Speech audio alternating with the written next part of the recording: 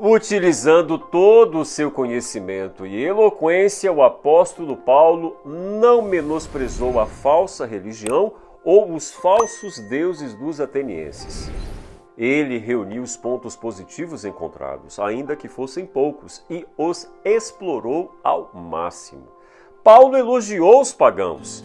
A religião deles era equivocada, mas Paulo elogiou a devoção sincera que eles tinham. Caso fossem humildes, Deus poderia alcançá-los com a verdade. O tema do nosso guia de estudos da Palavra de Deus hoje é Paulo e o Deus desconhecido. O que Paulo fez na tentativa de alcançar os atenienses com o Evangelho? Que pontes e pontos de contato abririam oportunidades para uma conversa mais profunda sobre Deus com outras pessoas com as quais você se relaciona? Eu gostaria de ler o seu comentário. Comenta aí, compartilha esse estudo com seus amigos e vem comigo!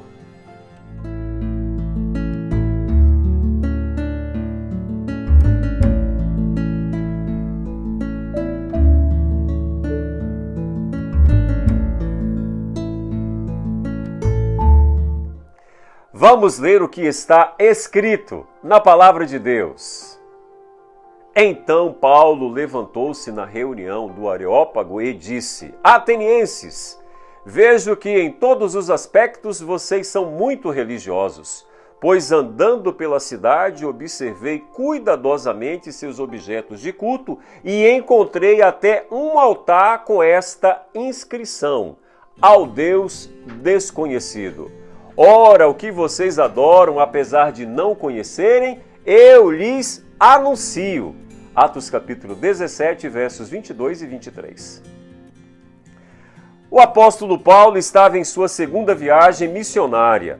Ele e alguns irmãos haviam deixado Tessalônica, passando por Bereia e vindo até Atenas, fugindo de uma grande perseguição.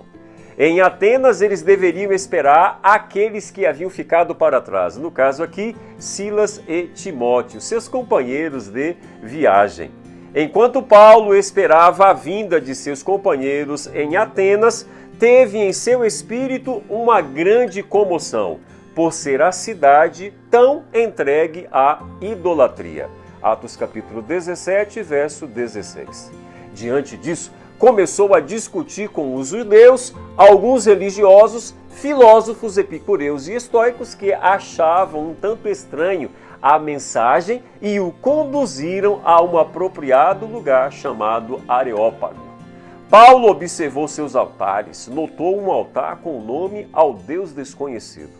Com certeza teve a revelação do Espírito Santo e a partir desse altar começou a pregar uma mensagem cristocêntrica aos atenienses.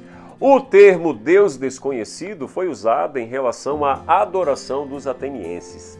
Lucian, em seu Philospatris, usa esta parte do juramento.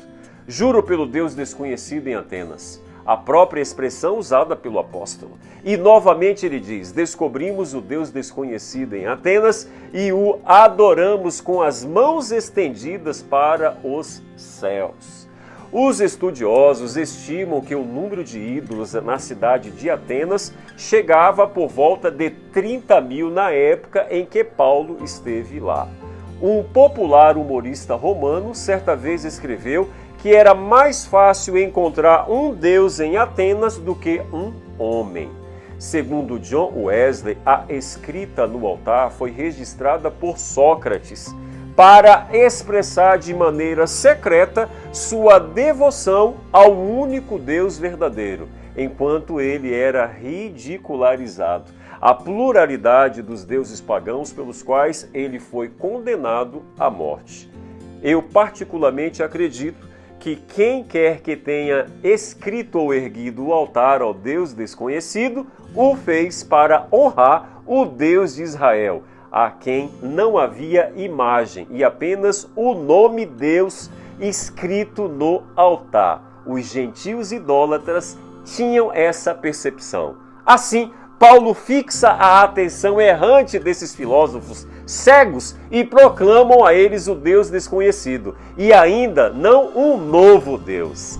Meu amigo e minha amiga, existe um Deus e ele precisa se tornar conhecido na vida das pessoas. Hoje, tão certamente como havia na época do apóstolo Paulo, é a nossa missão como cristão tornar esse Deus cada vez mais conhecido a todas as pessoas e ainda apresentá-lo como o único Deus verdadeiro que existe. Só há salvação em Deus e é esse Deus conhecido e demonstrado por intermédio da palavra de Deus, a Bíblia, as Escrituras Sagradas, que nos oferece a salvação mediante a pessoa maravilhosa de Jesus. Quem conhece a Deus tem esperança. Quem não conhece a Deus vive sem esperança. E como cristãos, Deus nos chamou para ser sal, para ser luz, para ser diferente. E esse ser diferente é para fazer a diferença salvífica na vida de todas as pessoas com quem nos relacionamos,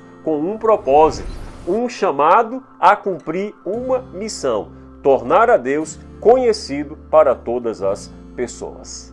Eu espero em Deus que você tenha um dia incrivelmente abençoado.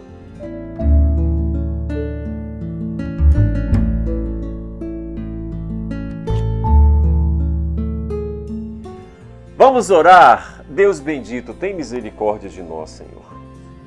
Ajuda-nos, Senhor, nesse mundo secularizado e pós-moderno em que vivemos, a tornar o Senhor conhecido para aqueles que te desprezam por não te conhecer.